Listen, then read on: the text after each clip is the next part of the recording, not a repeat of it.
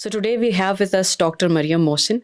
She is currently serving as assistant professor at Pakistan Institute of Development Economics, PIDE, Islamabad. She has a PhD in management organizational behavior from Lahore University of Management Sciences, LUMS.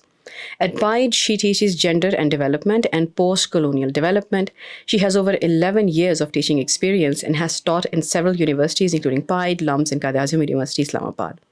Her work has been published in top-ranked journals like Third World Quarterly and Gender Working Organization. In her current research, she studies the social construction of gender norms around women's employment within both micro and macro-level social arrangements in Pakistan. Thank you so much, Mariam, for joining us. Your research is very interesting. I was looking into it before we had a chance to meet.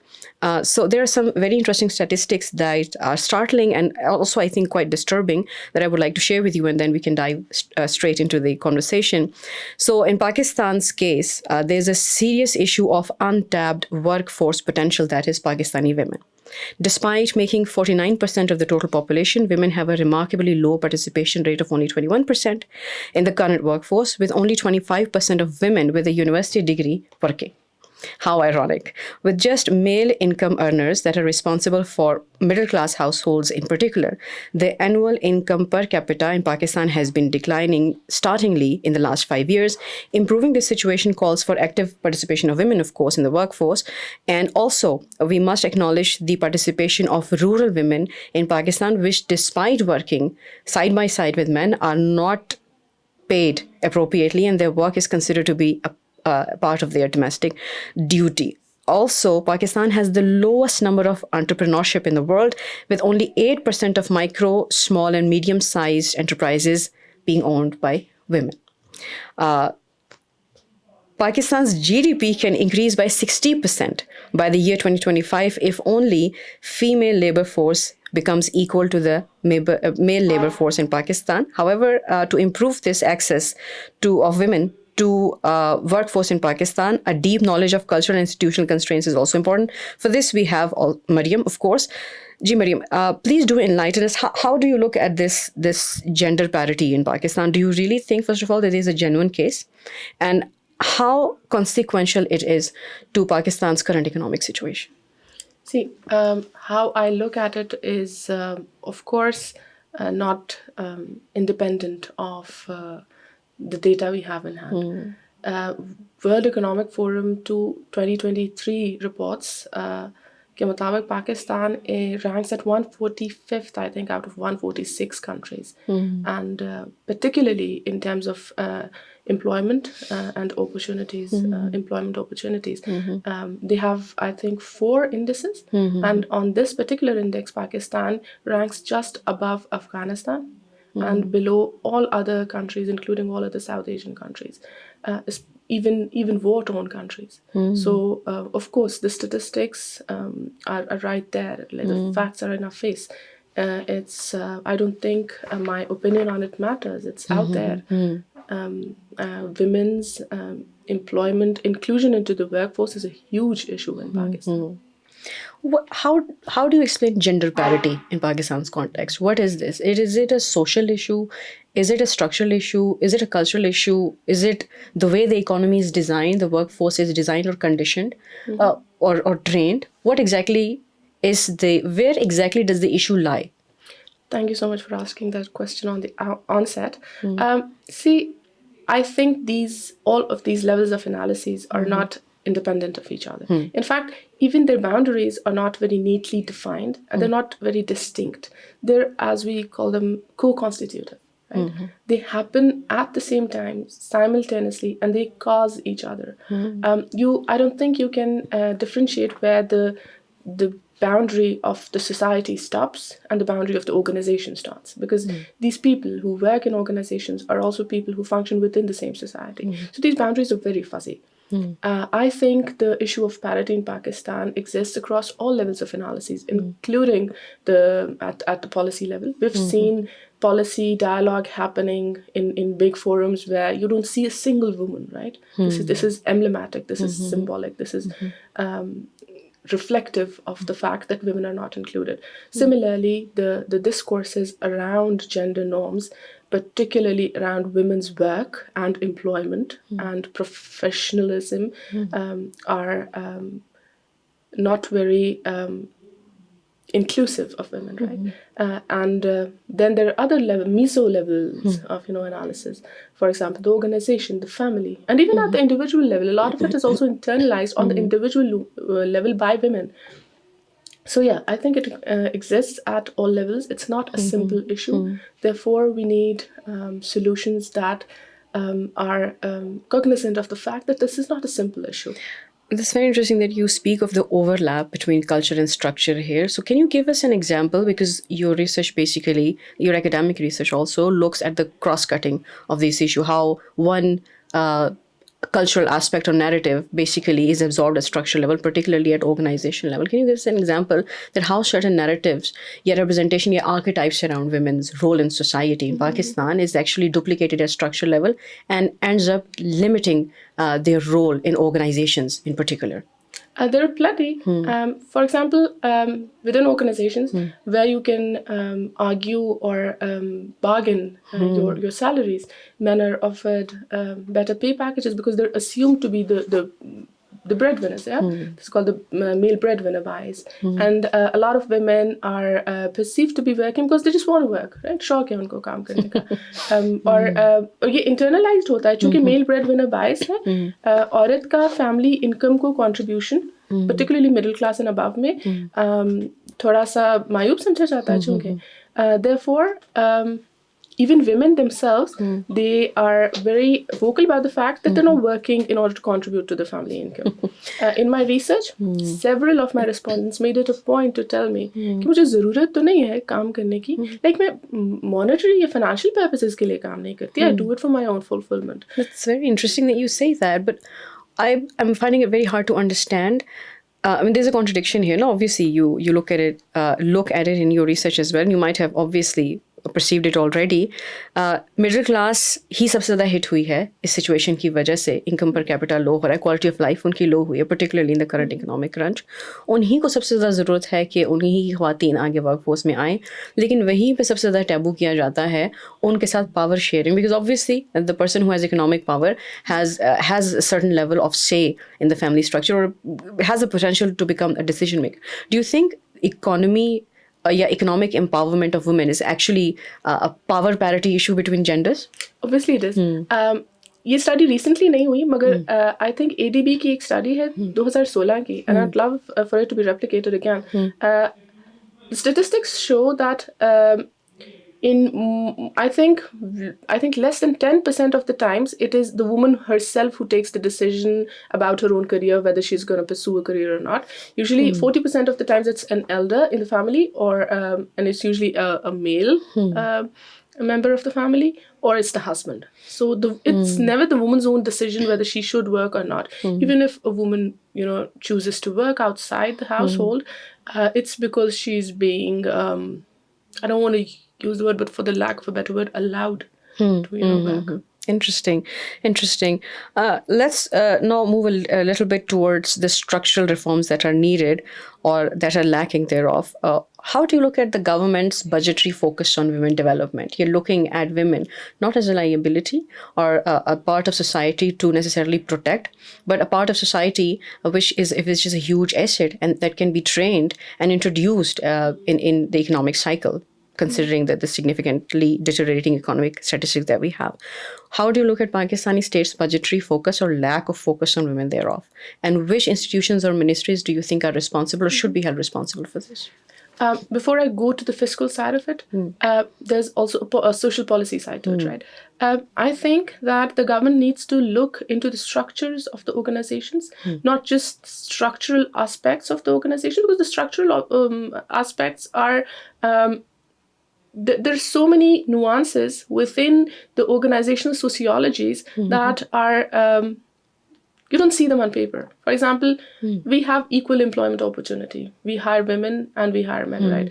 But within the same organization, you will find that it's easier for men to sustain, but it's not easier for women to sustain. And while you... usually the reasons are... that are cited are because of the woman's own, family situation, individual situation. Now the problem is that the organizations are designed in a way that the man feels at home. It's designed for the man, right?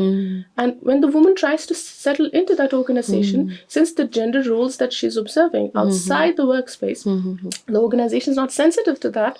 She finds it very difficult to remain a part of that organization, right? And the government doesn't do anything about it, which it can. For example, as I was talking to you, a while ago, we don't have a lot of daycare centers.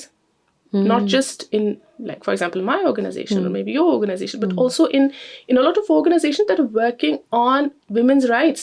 How ironic. How ironic. So the women working in these organizations, and I've had a word with many of them, they either have to find a daycare arrangement outside work, or they have to rely on some other family member to take care of the child, or they quit on their careers. So that's a very structural issue, right? I think the government can formulate policies around these areas.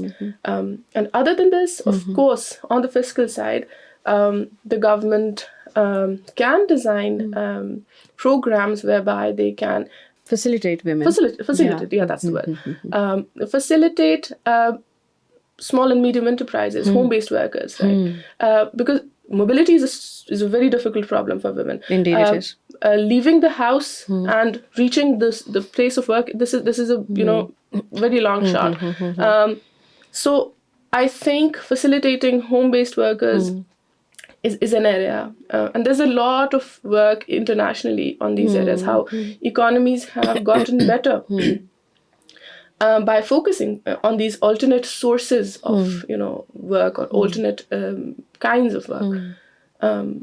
So that's a very nice take on this. In your own research, during your own study, have you ever seen an example in which the government tried to create a budgetary focus intervention directly or through assistance? Because a lot of international organizations, USAID hai, UNDP hai, they do focus through sustainable development goals negotiated or put forward by the UN to make sure that women are streamlined in periphery areas in particular. For example, I have in front of me some statistics from FATA region, ex-FATA region, where only 1 in 10 girls can read, and 50% of young girls have never stepped into a school. In Balochistan, which has the lowest female literacy rate of 24% in all provinces, 67% of girls are out of school. 67% of girls are out of school. And female labor participation stands at just 4.9%.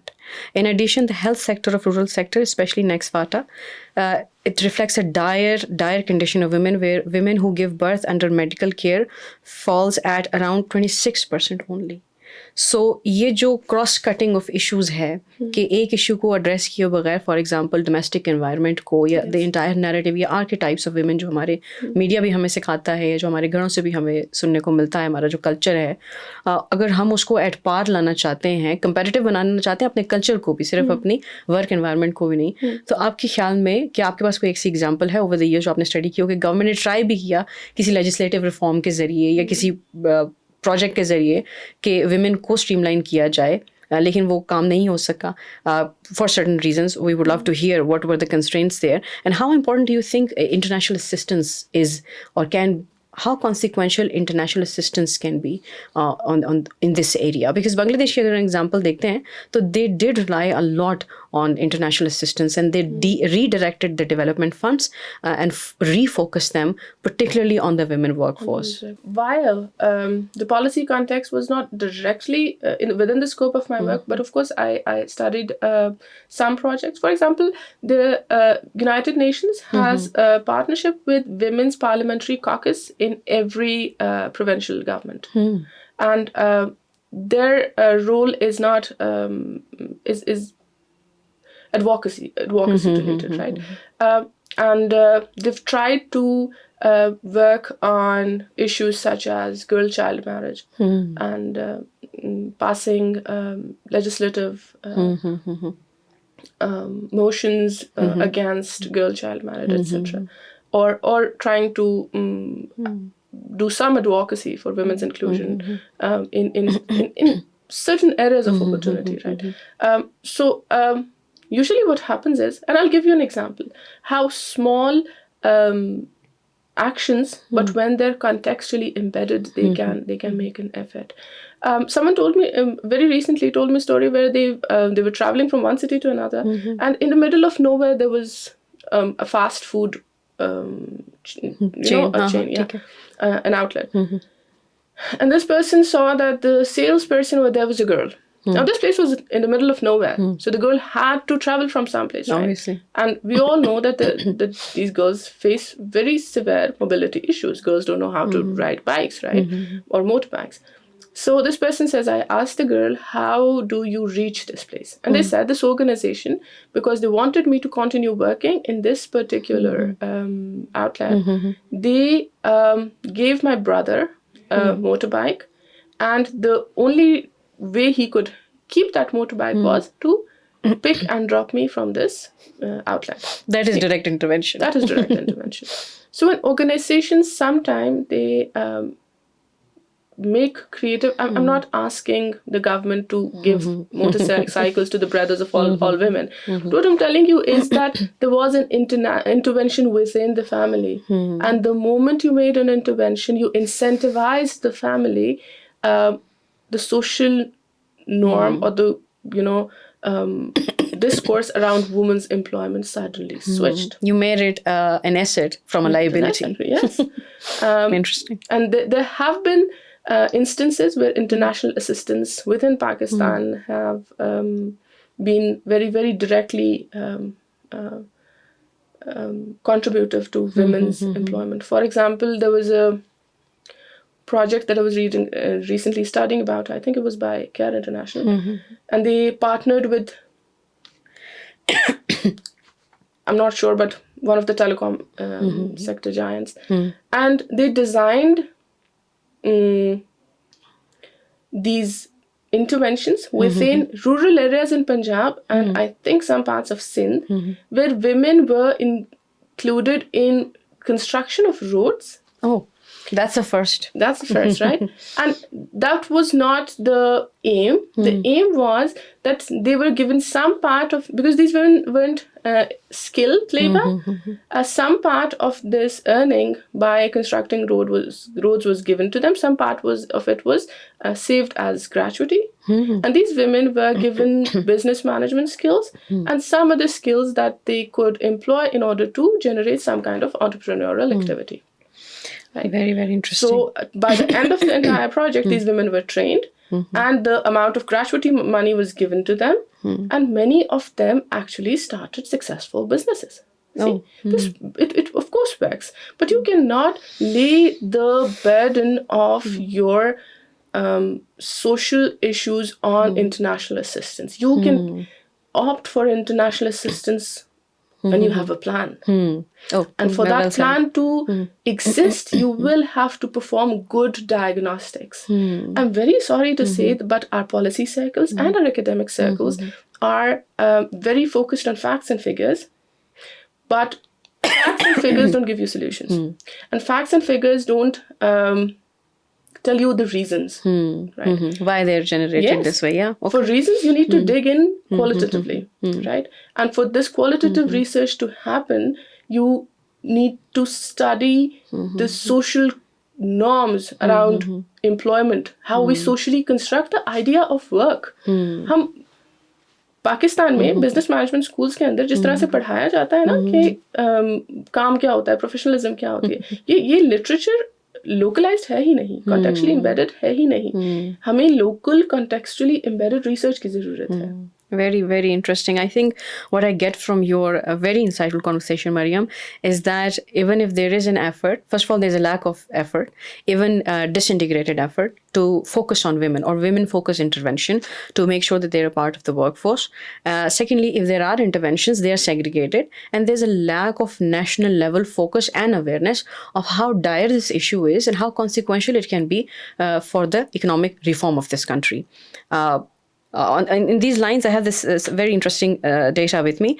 Due to the structural and cultural challenges for women, Pakistan ranks currently out of 129 ranks at 129 out of 165 countries on Sustainable Development Goals in 2021, and has exhibited dismal performance, particularly on gender equality related Sustainable Development Goals. Data shows that female unemployment rate has increased from 9 to 10% in just 1 year.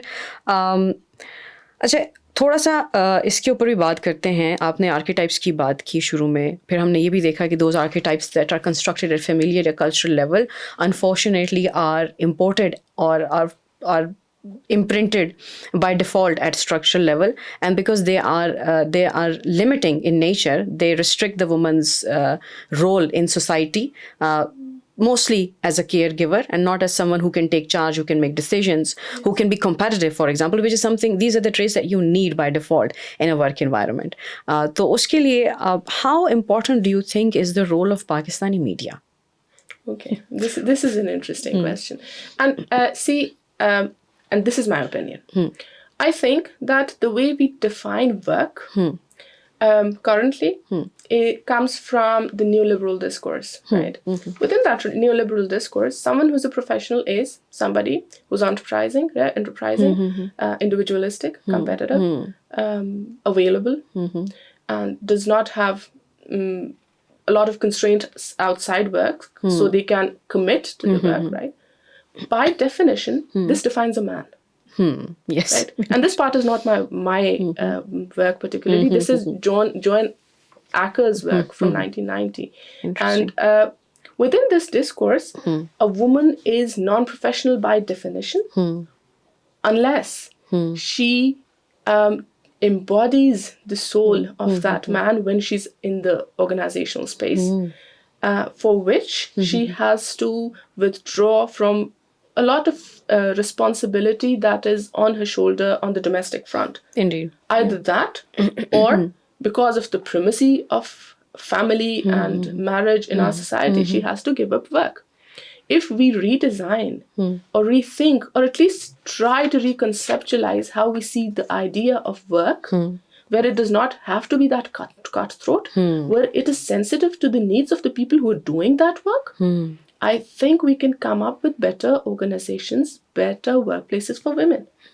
Interesting that you said that, but I think adding to your point is that for that we have to redesign the way our work places are also operating, the way hierarchy is maintained there, the way gender, you see certain gender obviously way up in hierarchy. हमारे यहाँ पे women leaders का वो concept है भी नहीं. So if there are women at the top, maybe they will understand the sensitivities of women better. At least the people who are at the top, even if they are not women, they can at least acknowledge the fact that women have to go an extra mile just to show up most of the times. In that context, just to wrap this up, thank you so much for your time, Mariam. But Pakistan mein, because we are an agrarian economy, we employ 65% of women in agricultural sector, and it contributes 18.9% in the GDP. But like I mentioned before, that this is the strata of society that is most underpaid. It means that it's not only about mainstreaming women in any kind of economic cycle, in any aspect of economy, but also making sure that once they are introduced, the power parities do not end up exploiting them further. Thank you so much, Mariam, for your time. It was such a pleasure. Thank you so much. Likewise. Thank you for having me. It was a wonderful experience. Thank you. Thank you, everyone, for your time. I hope that our policymakers will pick something from this, and we'll see some structural changes in near future. This is us from IPRI. Thank you. Lovely. Thank you.